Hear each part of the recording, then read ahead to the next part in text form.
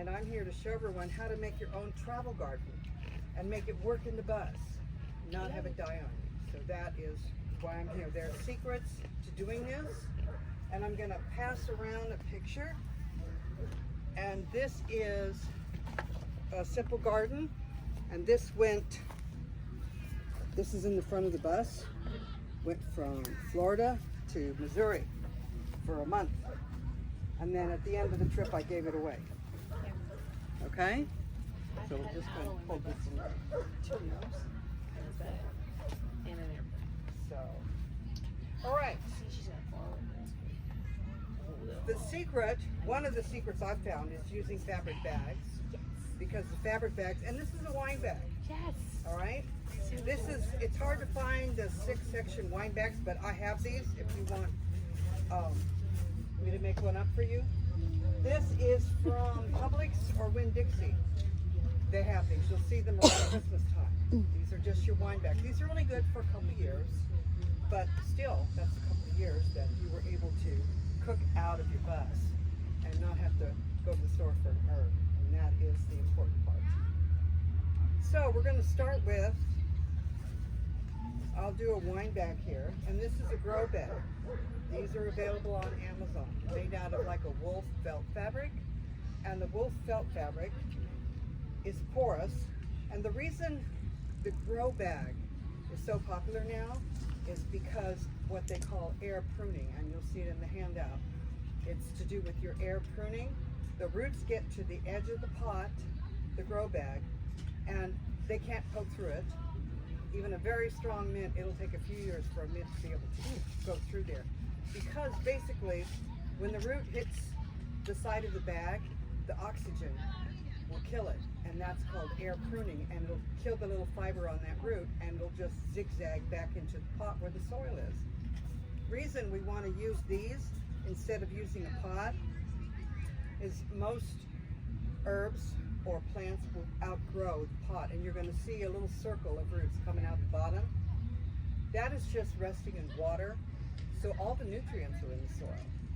So you're not going to get any nutrients through the plant, and that's one of the reasons that the plant dies, is because the roots have nowhere to go. So unless you dump it out every few months and break up the roots and then put it back in new dirt, a lot of people don't even do that. You don't need to do that with these grow bags. I've had grow bags last me 2 years, and then because I left them out in the sun and everything overnight, over the winter, they will start to, the stitching will start to deteriorate. But the point of this is you can have it out when you are cooking outside or when you're outside your bus, and then when you're ready to go, hit the road, bring it back in the bus with you. And the same with these. These can hook on. You can put hooks up on the side of your bus, and they can hook. I'll show you one. Here's some cilantro with the. It's heavy enough to hold on to a hook. So now we're going to plant, and the first thing we do to plant is you need to put something in the bottom. Just if you're planting in a pot, you would put something in the bottom of the pot, and that would be, most people would use rocks or clay, broken clay from a clay pot. First of all, in the clay, bacteria is in the porousness of that pot. So unless you're going to soak that clay or rocks in bleach overnight and rinse them off really good, you're introducing bacteria into your plant as within the month. The bacteria is going to grow. You're going to see this fuzzy stuff on top of the soil, and you wonder what happened to your plant. You're going to blame yourself. I didn't do something right. The only thing you didn't do was nobody told you about styrofoam.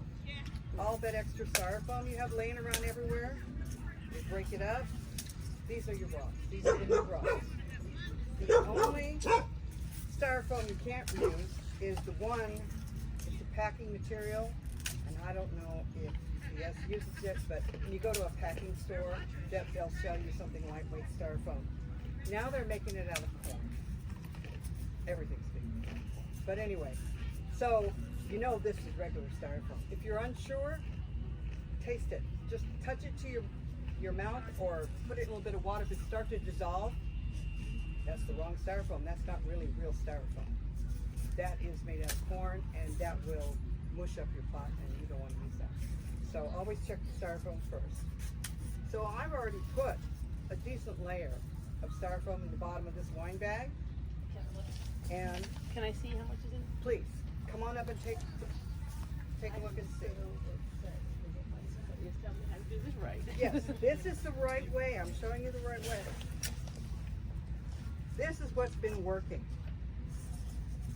So, got a little bit each side to kind of make it level. Next, I'm going to put in my soil. Now, I mix my own soil. I mix peat with like a potting soil or a topsoil. If you see a topsoil, and I'm going to send you a little sample around for you to look at. If you just feel this with your fingers, kind of feels right.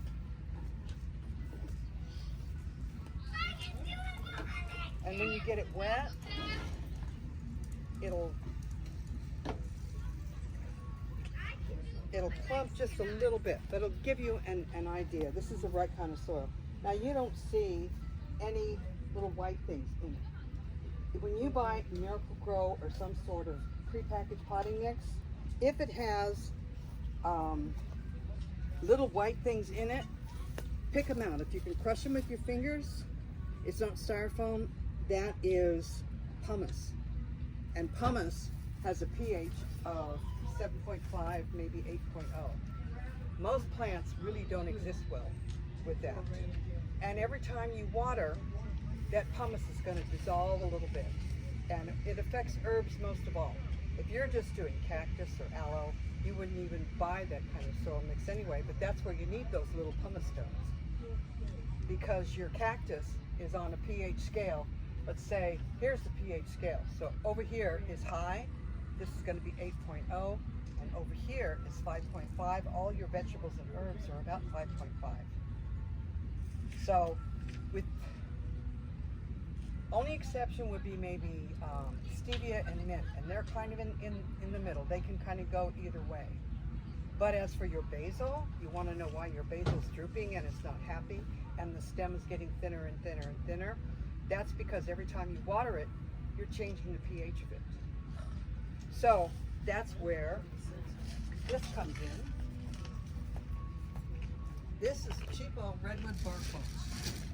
So in the bus community, I would have one person go to Walmart, and I try not to show you anything that you cannot get at Walmart, because that's an easy place to park a bus or a van or an RV overnight, and then you can run off and go into the garden section of Walmart. This is $2.98 for this much bark. And it's bark mulch. It's not dyed. It's just plain old bark mulch. And this is going to feed the, it's going to feed your earth. It'll help it stay moist. It'll make sure that your pH hasn't changed. Okay, this is really healthy for your soil. You can even put some of this in the bottom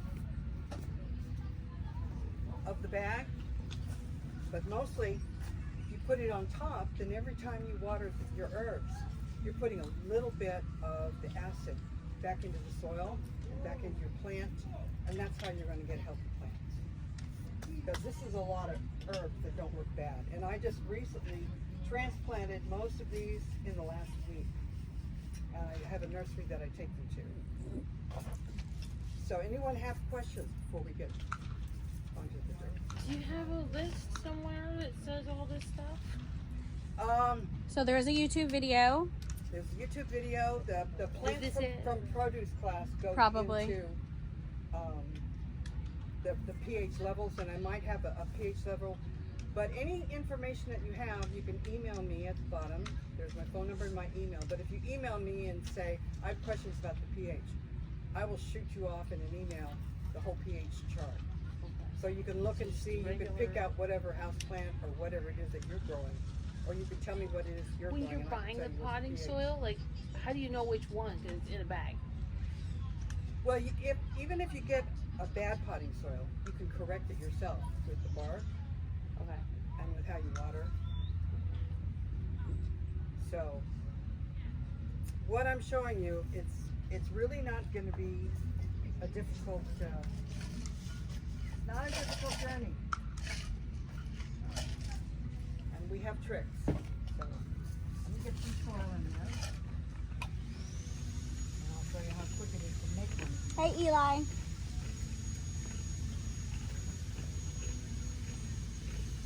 We're just doing a. I thought I lost my bearing. I was in the wrong place. I was just saying hi. We're doing a little herb class. Oh, okay. I do want to come by and see you. I haven't Okay. been by yet. Yeah, we'll be over. I'm over there, Okay, now. behind, next to the Yeah, I tiny was house. lost. Okay. It's easy to do. There's a lots around here. Now what I'm going to do is pack it down with your fist. If you're going to do a wine bag, pack it down with your fist. And just kind of fill them up fairly full. When you water, you know they're going to get smaller. The water is going to compact the soil. It's going to sink down. So ideally, I would have had one halfway made. Then you wouldn't see the styrofoam in the bottom.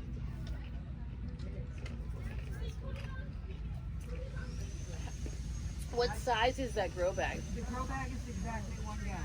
That is a 1 gallon. Okay. The 1 gallon grow bag. I just looked them up online and they come in all different sizes. So. Yeah, they do. Yeah, if you look at the front, But that's perfect. Yeah. front of the RV, I have a 50-gallon grow bag, and actually this one here.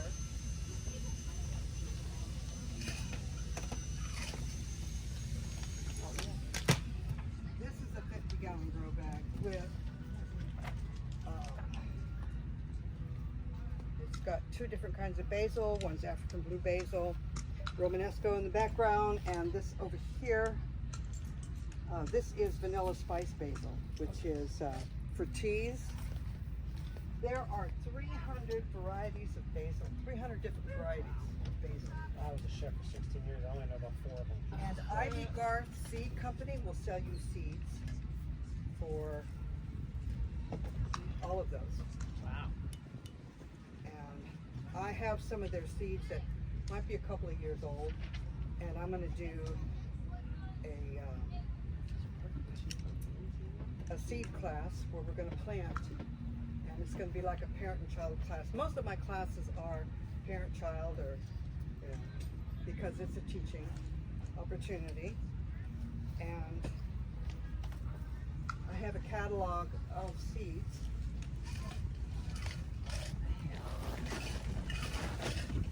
All of these.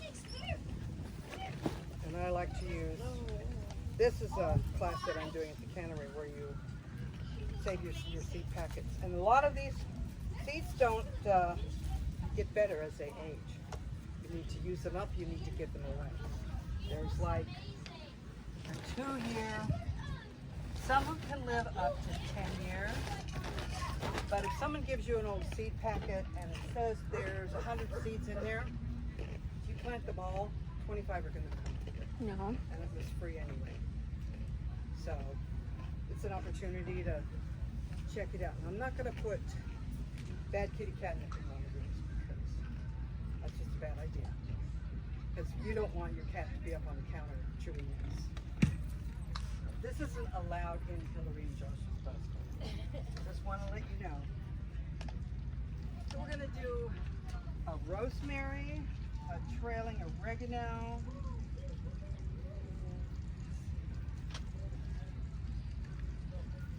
I have a curry plant. We'll do curry.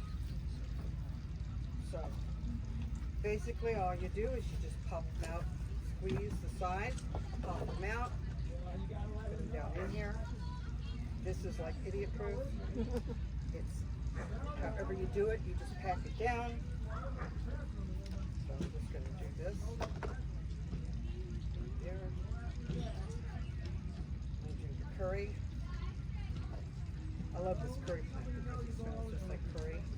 And you can put a couple needles under a chicken skin and bake it. Or cook it out on a fire, wrap it in aluminum foil, Ooh. and cook it out on a campfire, and that's also great too. That's actually a better idea.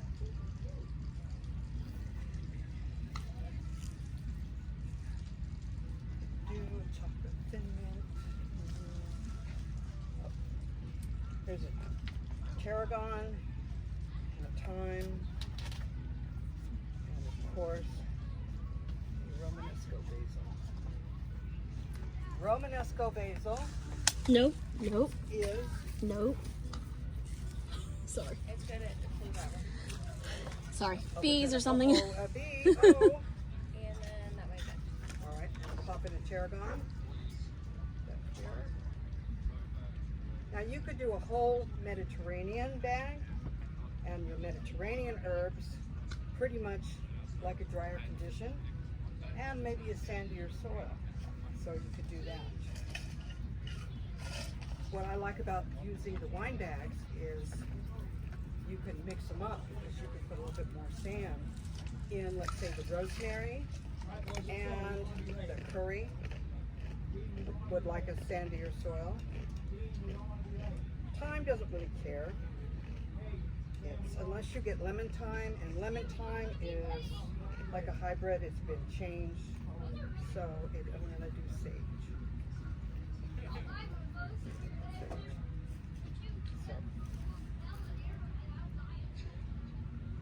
Sage in there.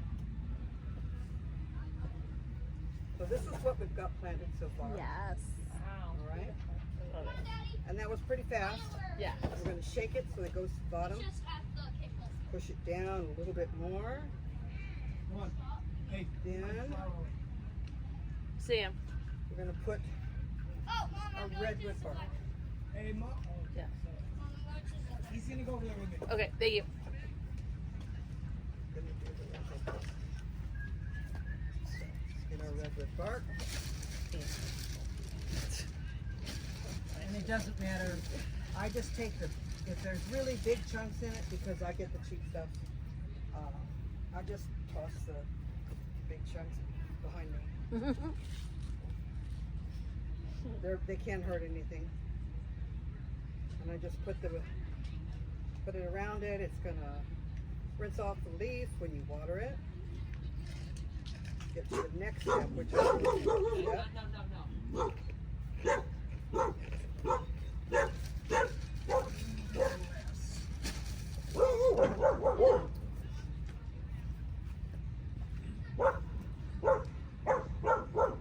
Alright. It's got the redwood bark. Now, you saw how I just sort of ripped out those roots. Anytime you take a root and rip off the bottom, spread it apart, what you need to do, you need to get a transplant solution. So it doesn't go into shock. If you've ever planted something and had it droop all of a sudden for a couple of days and you think you killed it, no, it just went into truck. So you take a capful of this to the short part and mix it in a gallon of water. Just for our purposes, I'm just going to put a little bit in here, put it in a watering can, and it's not rocket science. It's pretty forgiving. And if you bring me little bottles, I can give you some of this, rather than have you buy a whole big bottle. Right.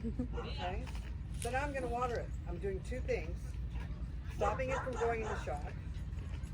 And the redwood bark is changing the pH of the soil.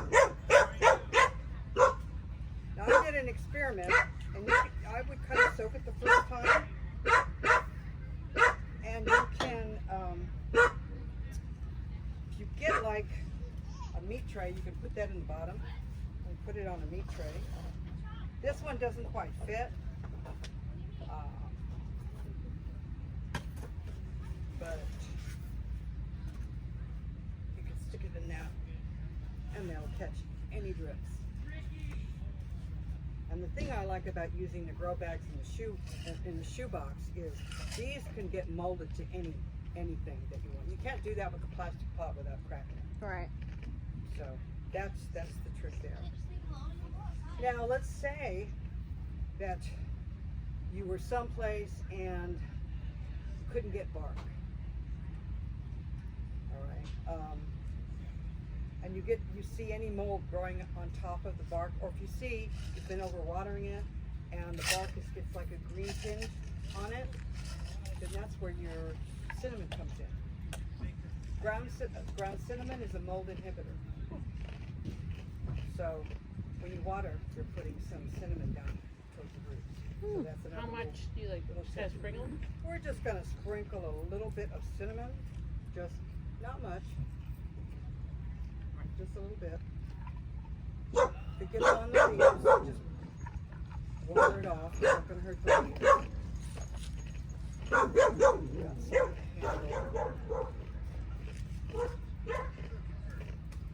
So, and if the reason, another reason for the redwood bark, and I've had debates with people who say, well, it's not organic.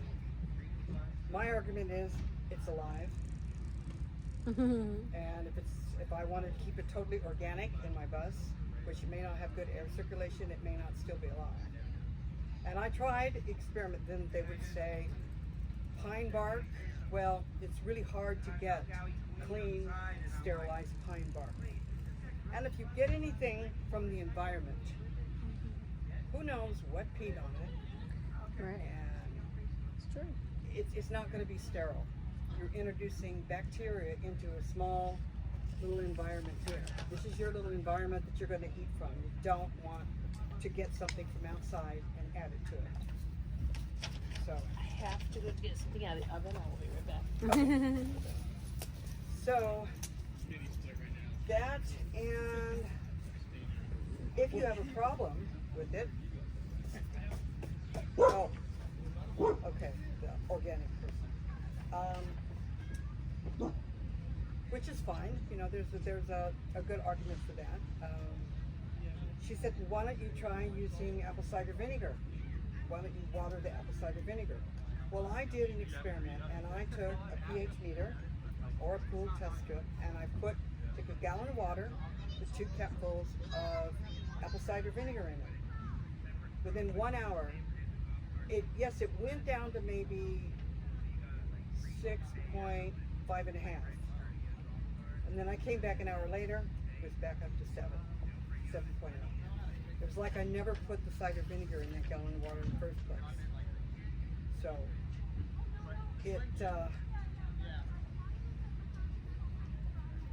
I go with the redwood bark.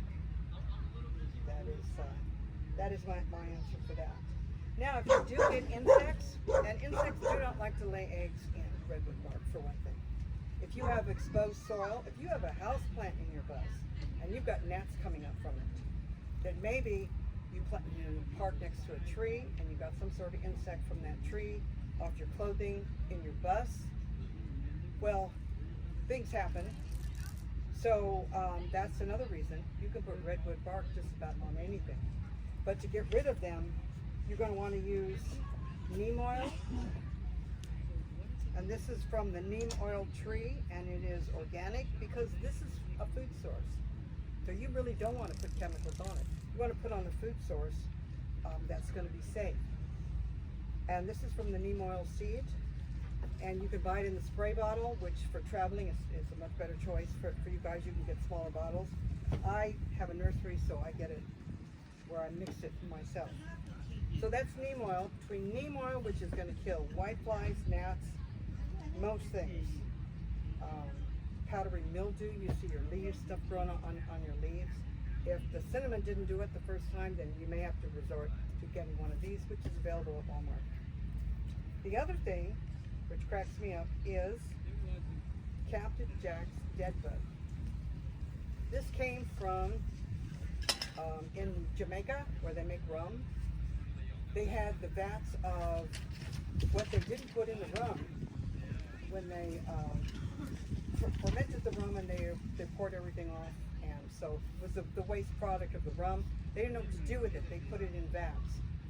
They went outside, and 2 days later, there's caterpillars floating on top of it. because it's a pesticide. This is edible pesticide. And it's called spinoside, byproduct of rum.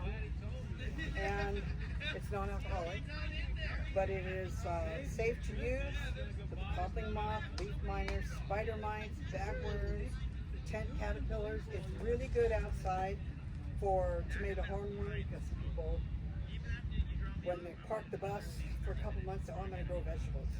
And they put maybe dill, grow dill plant anywhere near their tomato plant. Well, the tomato hornworm lives on dillweed. Now the big growers, they will use, they'll plant dill way off to the side to attract that yellow moth that will come and plant the eggs on the dillweed to protect, and they have a certain estimate of which tomatoes they're willing to sacrifice. I'm not willing to sacrifice even one tomato if I can help it. That's why I use this. So these are the two pesticides that I use if soap and water doesn't work. Soap and water is going to be your first line of defense. Otherwise, you've got this, and cinnamon. And now, questions? What kind of soap? Soap, well, if Dawn is safe enough